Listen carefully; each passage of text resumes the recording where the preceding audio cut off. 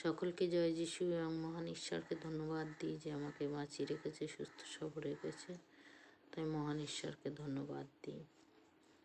আজকে ঈশ্বরের বাক্য গীত সংহিতা 30 গীত আমি পড়ছি। দেখি কি বলছে আজকে প্রভুর বাক্যে। সদাপ্রভু, আমি তোমার প্রশংসা করিব, কেননা তুমি আমাকে উঠাইয়াছ।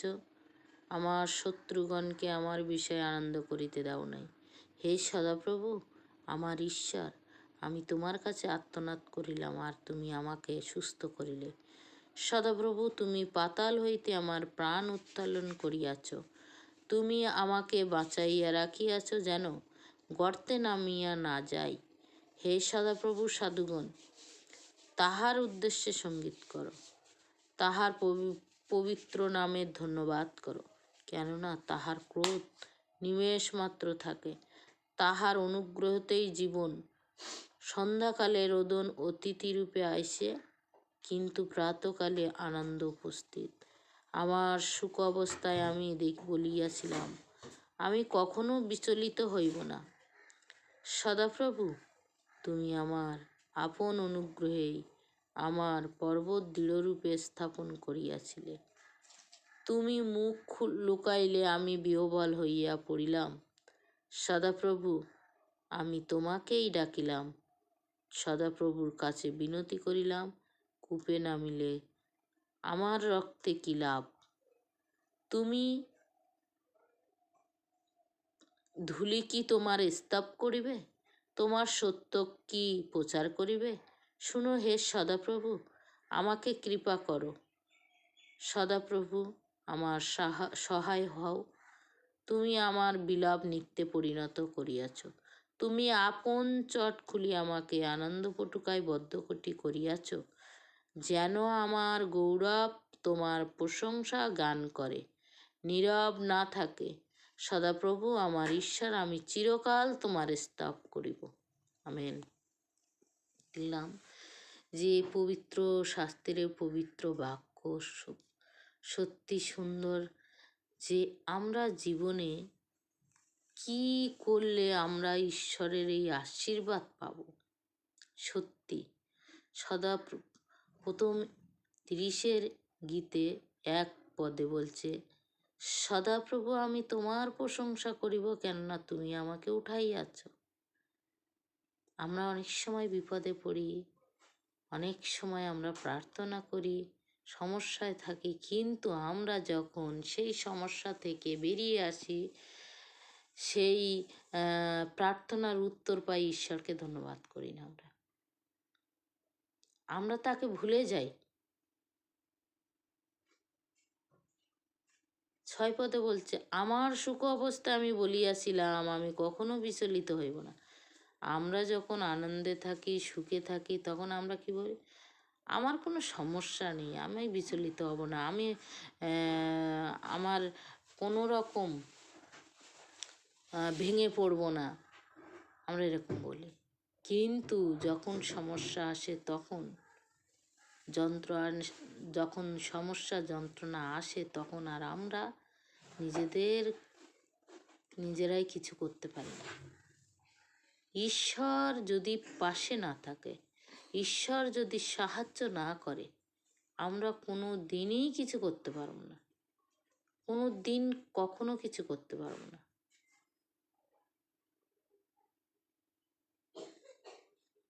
তিন পদে বলছে, সদাপ্রভু, তুমি পাতাল হইতে আমার প্রাণ উত্তোলন করিয়াছ। তুমি আমাকে বাঁচাইয়া রাখিয়াছ, যেন গর্তে নামিয়া না যায়। হে সদাপ্রভুর দাসগণ, সাধুগণ তাহার উদ্দেশ্যে সঙ্গীত করো, তাহার পবিত্র নামের ধন্যবাদ করো। সত্যি আজকের ঈশ্বর, আমরা কোথায় পড়েছিলাম? পাপ কি, অন্যায় কি, কারোর প্রতি ক্ষতি কি আমরা বুঝতাম না। সত্যি এই ঈশ্বরকে যদি না জানতাম, এই ঈশ্বর যদি আমাদেরকে না ডাকতো, তাহলে আমরা এইগুলো জানতাম না, আর প্রতিনিয়ত আমরা পাপ করে যেতাম। আর সেই পাতালে পড়েছিলাম, ঈশ্বর আমাদেরকে তুলেছে এবং তার যে আনন্দ পরিত্রাণ আমাদের জীবনে এনেছে।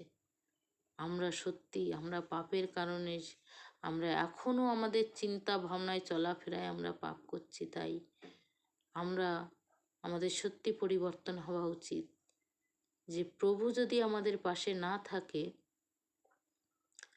আমরা সত্যি কিছু করতে পারব না। এখানে 7 পদে লাস্টের দিকে বলছে, তুমি মুখ লুকাইলে আমি বিহ্বল হইয়া পড়িলাম। সদাপ্রভু আমি তোমাকেই ডাকিলাম, সদাপ্রভুই কাছে বিনতি করিলাম। সত্যি ঈশ্বর যদি একবার আমাদের কাছ থেকে মুখ ফিরিয়ে নেয়, আমাদের আর যত শক্তি আছে, যত আমাদের পয়সা আছে থাক না কেন, যত শক্তি থাক না কেন, যত লোকবল থাক না কেন, যত পয়সা থাক না কেন, আর আমাদের কোনো মতেই আমরা উঠতে পারবো না, কোনো মতে উঠতে পারবো না যদি আমরা ঈশ্বরের পথে না থাকি। আমরা সত্যি সত্যি আমরা সর্বসময় আমরা নিজেদের শক্তি দ্বারা, নিজেদের বুদ্ধি দ্বারা, নিজেদের চিন্তা ভাবনা দ্বারা আমরা চলতে চাই, কিন্তু না।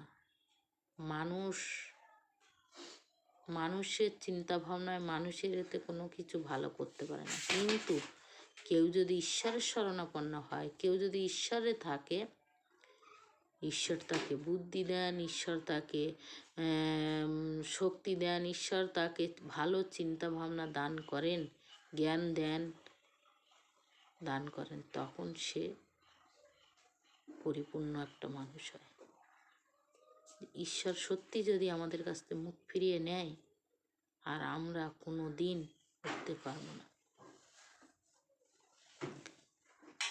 তাই আজকের সত্যি আমরা যেন ঈশ্বরের কাছে থাকি আর সর্বসময় ঈশ্বরকে ধন্যবাদ করি। ঈশ্বর আমাদের কাছে কি চায়? আমাদের কাছে প্রশংসাটুকুই চায়।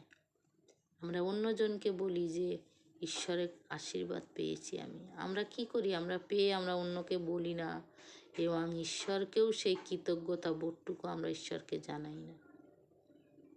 তো আমরা যেন ঈশ্বরকে ধন্যবাদ করতে পারি, সর্বসময় প্রশংসা করতে পারি, বিশেষ করে আমাদের চিন্তাভাবনার মধ্যে, আমাদের চলাফেরার মধ্যে যেন ঈশ্বরের গৌরব হয়। আমরা সর্বসময় সত্যি পাপিত ছিলাম, আর জানার পরে এখনও সেই পাপ থেকে উঠতে পারছি না। তা আমরা সত্যি প্রভুর প্রশংসা গৌরব করি এবং প্রভুর কাছে প্রার্থনা করি, কেননা তিনি পবিত্র, তিনিই একমাত্র আমাদেরকে পবিত্র করতে পারেন। তাই আমরা ঈশ্বরের কাছে আসব এবং প্রতিনিয়ত বাইবেল পাঠ করব। আমরা সেই বাইবেলের মাধ্যমেই আমাদের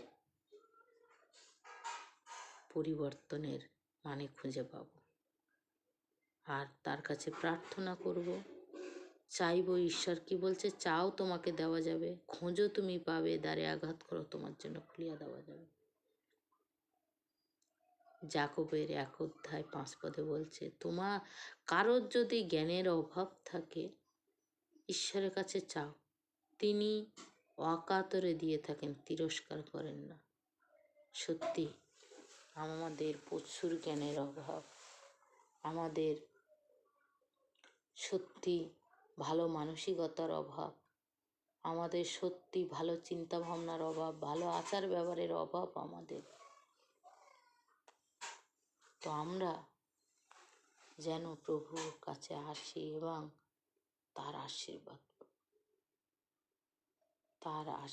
তার আনন্দ, শান্তি পাই।